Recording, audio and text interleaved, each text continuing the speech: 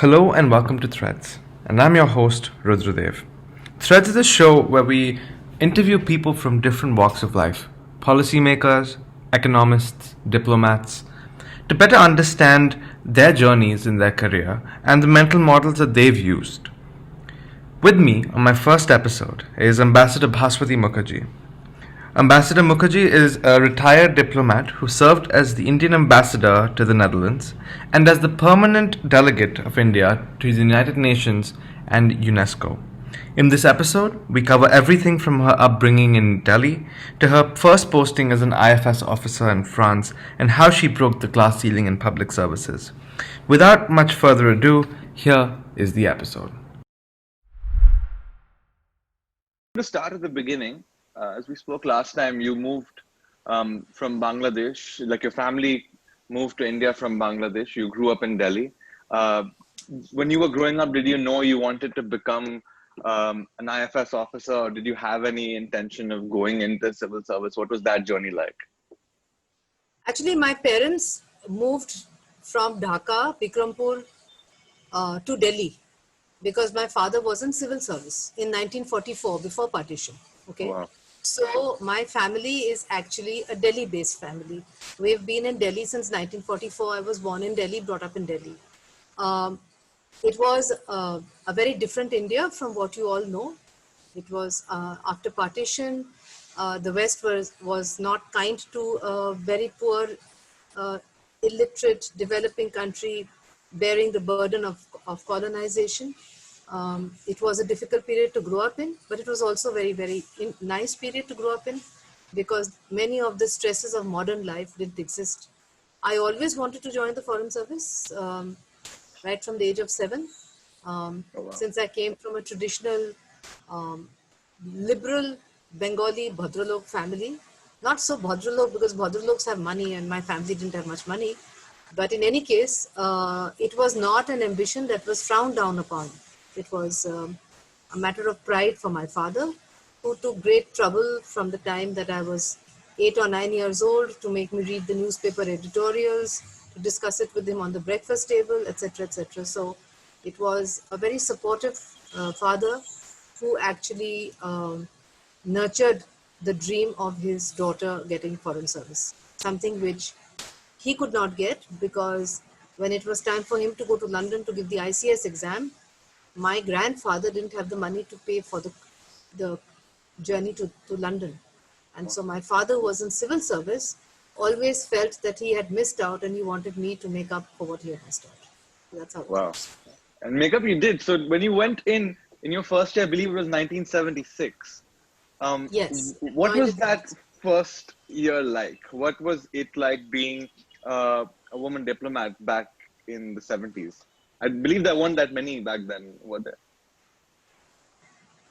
There weren't that many then and there aren't that many now either. In 1976, on the 8th of July 1976, I got a telegram from the Ministry of External Affairs telling me I had been selected for the Foreign Service and asking me to join. That was a glorious moment of my life. I joined the Ministry of External Affairs the next day, and we went to Mussoorie for training with our IS and IPS batchmates. The training was till November, and then we had extensive training in Delhi. Then we did Bharat Darshan, we did district training. So by the time I went for my language posting as a language trainee, that was November 78. It took the language training used to be accompanied with some amount of training in the embassy. My ambassador was an old timer. He's now 95 years old. He's an amazing person. His name is Maharaj Krishan Rasgotra. He was my ambassador.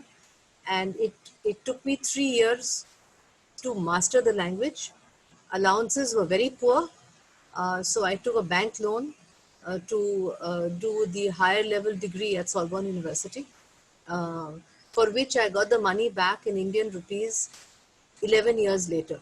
So Okay, that's in wild. those days, single people got half the foreign allowance of married people. That was discriminatory and turned out by the Supreme Court. 11 years later, ironically, it was taken by a male officer though actually I feel it was discriminatory against women because most of us were not married. And it was, allowances were so poor that when I used to go for my Sorbonne University classes at 7:30 in the morning, I used to have a boiled egg and two slices of baguette for lunch, and then come back and eat my dinner. As a result of which, 2 months into my Paris posting, I got a very serious duodenal ulcer, which, in my opinion and the doctor's opinion in Paris, was brought on by semi starvation. So it was not a good time to be in civil service. When I joined Wow. Mussoorie, my take home salary was 750 rupees a month, out of which 450 rupees were deducted for food and the room. So on the balance amount of money, you were expected to survive. Being a woman, we did survive. We also lent money to our batchmates who used to smoke. Today, those male batchmates are movers and shakers all over the world. Some are in very powerful positions, but we still remember the times when they used to borrow money to buy one cigarette, or even maybe one ice cream or whatever, because it was a very tight period. I also wanted to say that in 76 was a very bad time to join Yeah. civil service. 76 was the year of the emergency. When I went to Mussoorie, I was told before I went to Mussoorie by my father, who had liberal views, never to discuss politics with somebody who's sympathetically asking, you were a student some time back, you must be having some leftist views. Do you think the emergency is a good idea? What do you think of Mrs. Gandhi? He said, these are informers and you'll be thrown out. And indeed, there was such a person whose name I will not give, and he tried his level best to make us speak out our real mind on the emergency, which we never did. So it was again, mm, I was 21 and a half, and it was a very, very big learning experience for me to be faced with this kind of psychological pressure, financial pressure, emotional pressure, because I had never been away from home. Being a large Bengali family, you know how it is. You may be poor, but you have so much of company. So it was a very, very big learning experience for me, Wow. 1976. And yes, I became a diplomat, so to speak, a proper diplomat only in November 78, the 28th of November 1978, when I took my first flight in my life, Air India, Delhi, Rome, Paris, and reached Paris on a Saturday at 12 noon, um, and set my footsteps on foreign soil, something my father had never done before me. So I remembered my father when I got off the flight and reached Wow. France. Yeah. I have one question. How was Air India back then? It was amazing, so comfortable. Yeah. Uh, So comfortable, and they were so kind to me because I was traveling on economy class and it was my first flight. So they upgraded me to business and gave me a seat where there were no other flyers. And the air hostess first gave me a glass of champagne, which I had never had in my life. Then she said, "What would you like to eat?" And then she got me a pillow and a blanket, and I had such a comfortable flight. And I told her this is the first time I was flying in my life.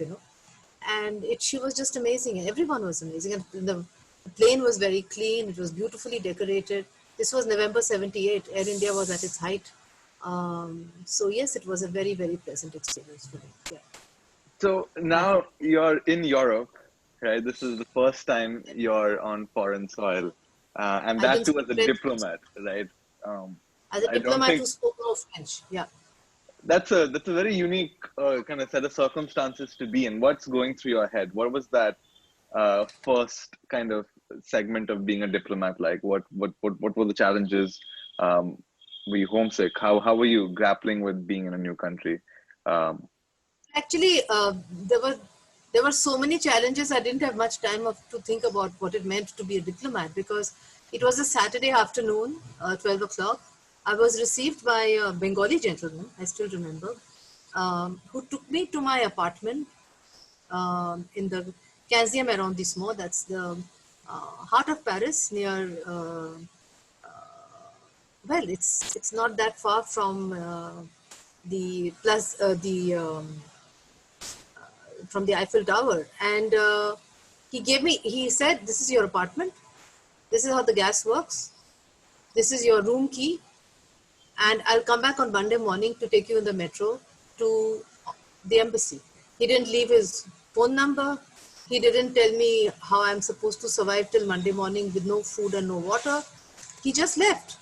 And so after he left, I got a complete panic attack. I had 2 trunks and hand baggage and 20 US dollars, which were allowed to change at the airport. I had no food. I had no water. I couldn't speak the language. And he had left the key in my hand and he had disappeared. I will never ever forget what he did to me that day. So what I did is I unlocked my trunk and I found that my mother, my late mother, Bengali mothers are like that. She had packed dal, rice, potato, haldi, onions. Amazing. What a mom. So I made khichdi. What else could I do? Right? And then I went downstairs. I was very scared. I had an English to French, French to English dictionary because I said I must buy some water and some eggs or whatever, you know. And obviously, my French was non-existent, and what was written in the dictionary, the pronunciation was horrible. So finally, there was this very fatherly-looking man in the supermarket opposite my apartment. He said, "Just make for paint for me. Give me a paper." So I drew an egg. Then I drew a bottle of water. It was amazing. And he went and fetched everything. And finally, for milk, I said milk. He said milk. I said milk. And I showed him the word.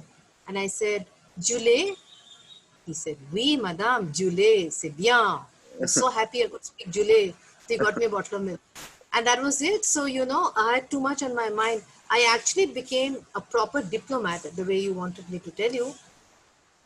When I passed with honors, my language exam at the Sorbonne University after 1.5 years, and my ambassador said, "Now it's time for you to start working at the embassy. Mrs. Gandhi is going to be visiting. Your French is very good. So I suggest you join the UNESCO and the Information Press and Cultural Wing of the embassy." And I told him, "Sir, I want to do higher level French." He said, "But I don't have any sanction. And you would be foolish. You just had a duodenal ulcer because you're bankrupt. Where are you going to get the money from?" I said, "No, sir, there's a Bank of India, Paris. They will give me a loan." They already gave me a loan for me to buy my first watch, my Omega watch, which I still wear, you know. I took a bank loan to buy the watch. I paid it off, and then I took a bank loan to buy a car. I paid it off, then I took a bank loan for my French college exams. That's why there was never any money for food, you know. Food was a large priority for me always. So I used to go there at 7 in the morning, and I used to study French till 10, and then drive directly from Sorbonne to the embassy. And Mrs. Gandhi came, and that was actually the high point of my visit to as a diplomat. And I felt I was a diplomat. I had become second secretary by then, had passed my language exam. And Ambassador Rasgotra made me the interpreter and the local LO for Mrs. Gandhi's visit. And Sanjay Gandhi had just died. She came with Sonia ji and with Menaka ji and with Dhawan Sahab, who later on became a great close friend of mine, and with this gentleman who flew across from London. You know that very fat businessman, what's his name now? Swaraj Paul, Lord Paul, he's called now. Hello. Swaraj Paul is a very old friend of Gandhi family. So there they all were. Swaraj Paul is still alive, I think, no? He's a baron, if I'm not wrong. I think he's now a baron. He has had a very tragic life. His daughter died of leukemia and his son committed suicide 2 years ago. So Lord Paul, he used to run a company called Caparo Limited, I remember. And they were all holed up in these 3 rooms. Nobody spoke a word of French. Mrs. Gandhi was going to address Sorbonne University in French. And there I was, a little girl from a middle-class Bengali family, big mover and shaker with my impeccable Parisian accent, my French. And I learned it so well, so fast, because I had no company, nowhere to go. I had only French friends. I ate only French food. I drank only French wine. I had forgotten my Bengali background completely. There were times I used to think, can I speak Bong anymore? And it was a huge success for me, I must say. I did the interpretation between Mrs. Gandhi and it was Jiska D'Estaing, I remember, um, because Jiskar got defeated while I was there after Mrs. Gandhi's visit. Mitterrand had promised to abolish the death penalty. It's very interesting. It was a big shock to me that a developed country like France still had the guillotine when I went there in November 78. And there was one man waiting to be guillotined. I still remember that because I'm against death penalty. And he was such a lucky man that his the Giscard got defeated. Mitterrand had come to power as a socialist saying he will abolish the death penalty. Death penalty got abolished. This man was saved and he married his lawyer. It's a very romantic story, Oh. which I followed subsequently, on the because I thought it was just an amazing story. And after Mrs. Gandhi's visit, um, soon thereafter, Rasgotra Sahab was summoned to Delhi to become Foreign Secretary. And my fortunes never went back after that because every subsequent ambassador I served with became Foreign Secretary. So that's very helpful, when your boss Yeah. becomes Foreign Secretary, or they also think you're a lucky mascot. Whoever you work with becomes Foreign Secretary. So that's how my life started in Paris. Yeah. You've been a big champion of culture, and correct me if I'm wrong, Yes. of soft power. Um, Yes, that's right. it Your seems like connectivity, Rudra, is going and coming, but doesn't matter. Yeah. It doesn't uh, matter. It's okay. I can hear you. so you've been a champion of culture of soft power, yet you grew up Yeah. in a time where things were rather rigid.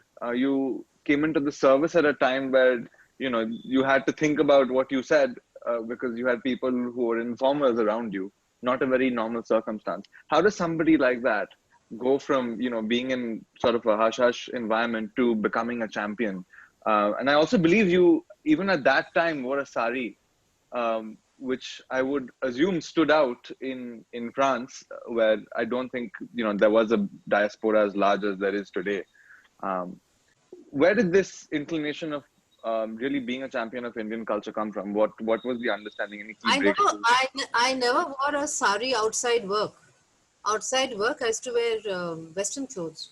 Always did. I still But do. in work, was it So mandated the to wear that? sari was the sari was compulsory. It was like uniform. Oh, Even wow. today, after 40 years in foreign service, when I wear a sari, it's the feeling you get when you go to school. For me, it is totally associated with my profession. I used to get up in the morning for 40 years, get dressed at 7:30 in the morning, wear a sari impeccably with never a pleat out of everything matching, perfectly dressed because we were trained that you never knew whether you would meet a president or a head or a foreign minister. So the whole day till you came back home in the evening at whatever time, 8 o'clock, 9 o'clock, 9:30, you were in that sari. So if you did that for 40 years, surely you would understand that in my mind it's associated with uniform. So it had nothing to do with my personal views. Outside office, I was in Western clothes. I was in dresses. I was in jeans. I've always been in Western clothes outside office. Always. The sari was for me a symbol of the fact that I'm representing my country.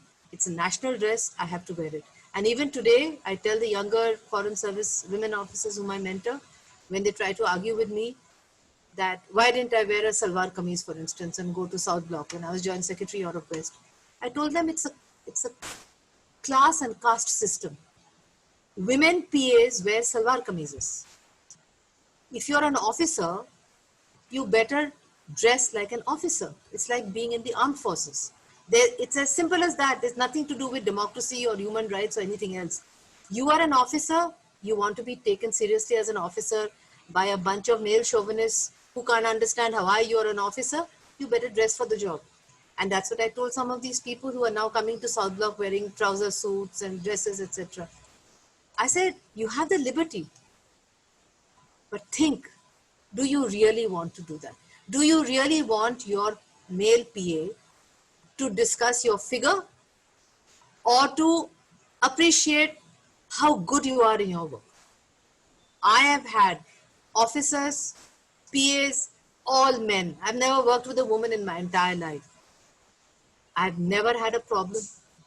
Somebody would say, okay, maybe it's because you're not a good looking woman. No, I'm a very good looking woman. But I never had a problem because they respected me for what I stood for.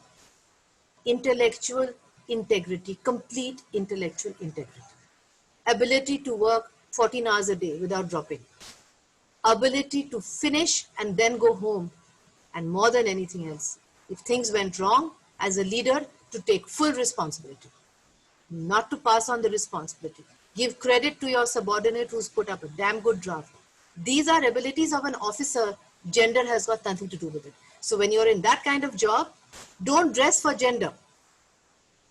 Dress so that people look at you and don't think you're a woman officer, but say you're an outstanding officer. That's all I wanted, and that's all I achieved. And that's what I tell them now. Nothing has changed. The rules of the game have not changed. If they are discussing your figure behind your back, that is not a good thing.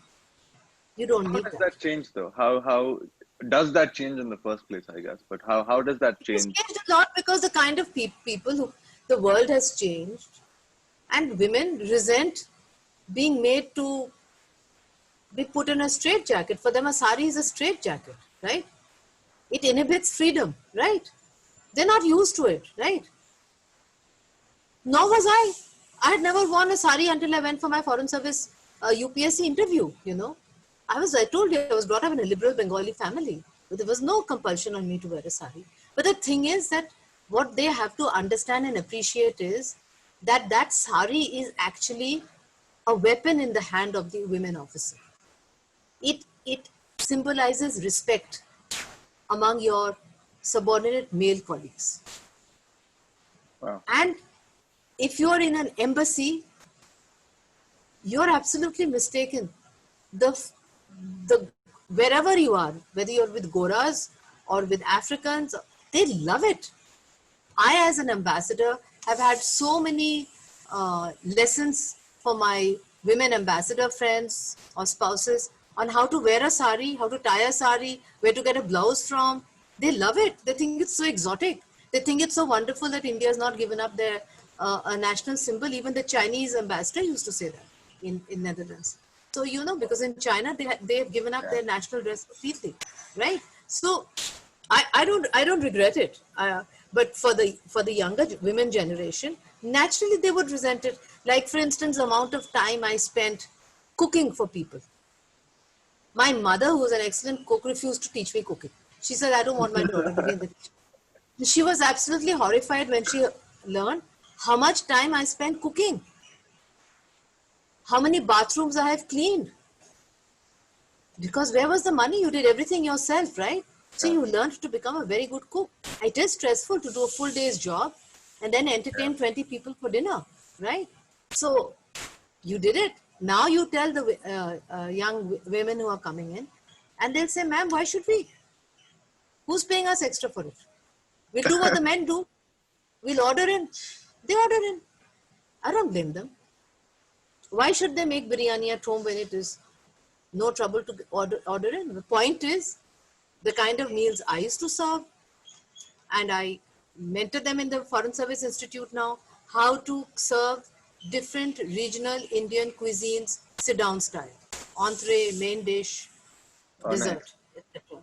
Yeah, it's awesome because people have not been able to sell, commercialize Indian cooking. Yeah. When you make it That's yourself, changing it has a slowly, different right? flavor. I think, especially in countries like England and America, even parts of France, you're seeing like this fine dining cuisine from India kind of take hold. Even in Thailand, I would say, like in Bangkok, But it's they have. North Indian. Don't forget, it's North Indian food. What I have taught them is how to serve, for instance, Bengali food. Sit down. First entree, fish chop, little bit of salad, one luchi. Take it away. Wow. Second dish, a nice light salad, watermelon, whatever. Take it away. Then comes the main dish where you have, it depends what you want. If you're going to have kosha mangsho, or you're going to have shoshe bata mach, fillet fish with a Bengali mixed vegetable and chola dal, and plain rice, you take it away. Then you bring in ice cream to clean the palate, then you take it away, then you give Wow. a proper banquet sweet. So it can be done, right? It's a sit down banquet. I taught people to do that. But who had taught me? No one had taught me. I'm completely self-taught person because we were kicked at the age of 21 and a half into the foreign service with no experience, no knowledge, completely ignorant and very foolish and naive people we were at the age of 21 and a half, as you can well imagine. And we're all now self-made people. That's it. I'm It's going a to segue generation. into a different tangent, probably really related. Like I'm getting a sense that these are all things which are helpful in building relationships, right? And it kind of also lends to diplomacy and negotiation and just any kind of relationship you have with another party.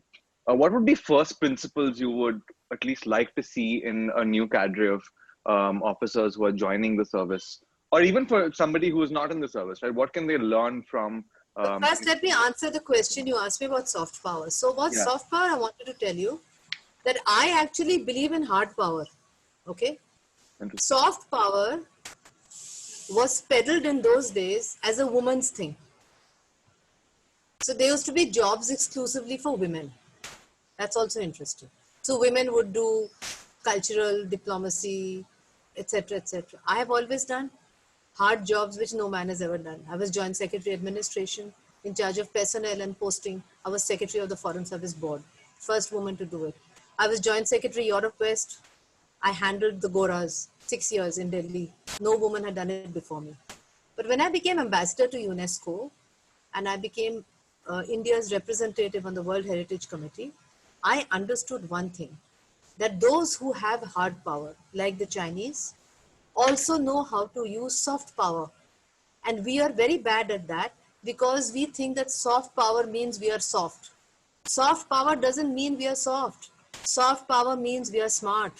Soft power means we use soft power to soften people up, and then we go right back to hard power based on Chanakya's philosophy, which Xi Jinping uses, which is there are only two kinds of neighbors, one who are vassals and the others who are enemies. That's Chanakya who said it, not Confucius. But it's actually what the Chinese are practicing. So my championing of soft power, which I have done very successfully in my life, is because I believe it's a very important tool that India has, which India has underexploited, and which India needs to use as a fallback to show that we are not an aggressive, expansionist, militaristic power. We have soft power, we have culture and heritage, we are diverse, we know how to handle dissidents, and we are democratic. But if you push us around, we will use hard power. So I believe actually that hard power is a very important tool for a nation to remain free and sovereign. Soft power is a weapon that you use when you have such a difficult neighborhood to convince the world that that is actually what you want. But if you're pushed around, you will use hard power. So I wanted to make that distinction. Now you asked me about, don't have so much of time left. You asked me about what I would look for in people joining now. What I would look for in people joining now is a better sense of nationalism and commitment to the nation. Instead of, when we joined at 21 and a half, the minimum age was 21, maximum age was 24. The foreign service or IAS or IPS left a very deep impact on us because we're very young. We virtually owe our entire existence to the service that we joined. And we were completely committed to upholding India's national interests. To this day, when the national anthem is sung, I have tears in my eyes. I am a complete, devoted patriot, unabashed, and no doubt about it. Today, when I see people joining, they are discussing how to get a house loan for their house. They want to upgrade their car. They're already talking about where to settle their children when the children are born. It's a very materialistic officer who's joining. They're also much, much older, unfortunately. So if you have an officer who's joined when he's 30, you Yeah. cannot mold his mind the way you can the way they molded my mind at 21 and a half. By the time he's 30, he's got his options. He knows what he's doing. How can you change him? And he's also worked before. He's also got some money. So he's not at your beck and call. He's got other options. So what I would like to see actually is that the age for recruitment should be lowered, and that people, I don't know if it's possible anymore because Indians have become so mercenary and materialistic, but if people who join could be please mentored, I try to do that to make them understand the glory of their country, their civilization, and how important it is to be patriotic and to honor the flag.